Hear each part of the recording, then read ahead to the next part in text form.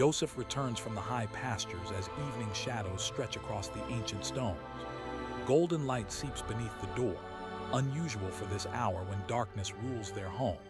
His daughter Miriam sits surrounded by forbidden scrolls, her small fingers tracing ancient words. She meets his gaze without fear, though her hands instinctively shield the precious parchment.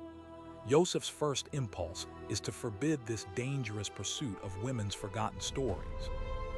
But Miriam begins speaking before he can voice his objections, her voice steady and clear. She speaks of Shiphrah and Puah, names almost lost to time and memory. These midwives defied Pharaoh himself when he commanded them to murder Hebrew children.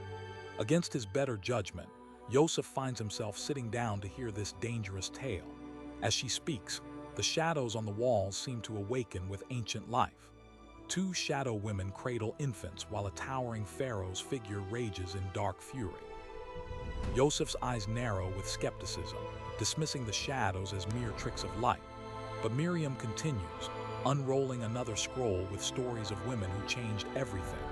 She tells of Yael, who welcomed the enemy general into her tent with kindness, then drove a tent peg through his temple while he slept, saving Israel. Yosef leans forward slightly, his dismissive posture beginning to crack with reluctant interest.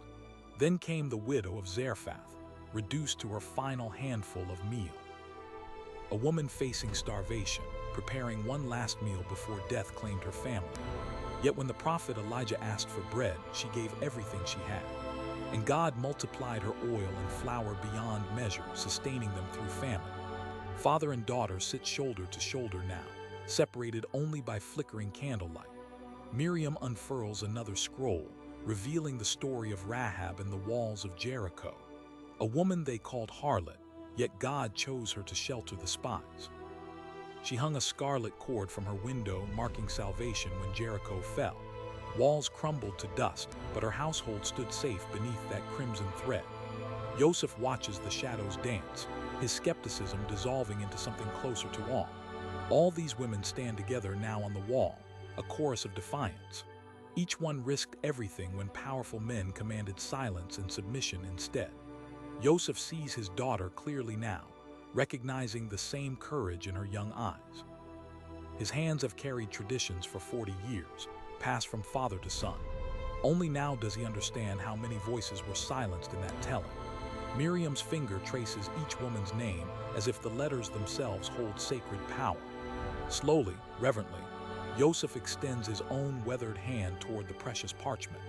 His hand covers hers on the scroll, calloused palm meeting soft young fingers. These forgotten women shape the very faith he now passes to his daughter. Each woman's act of defiance became a thread in the tapestry of salvation. Miriam watches her father's transformation with the patience of one who knows truth prevails. The shepherd's voice emerges rough with emotion, speaking words he never thought to say. He tells her these women's courage has been forgotten too long, their stories suppressed.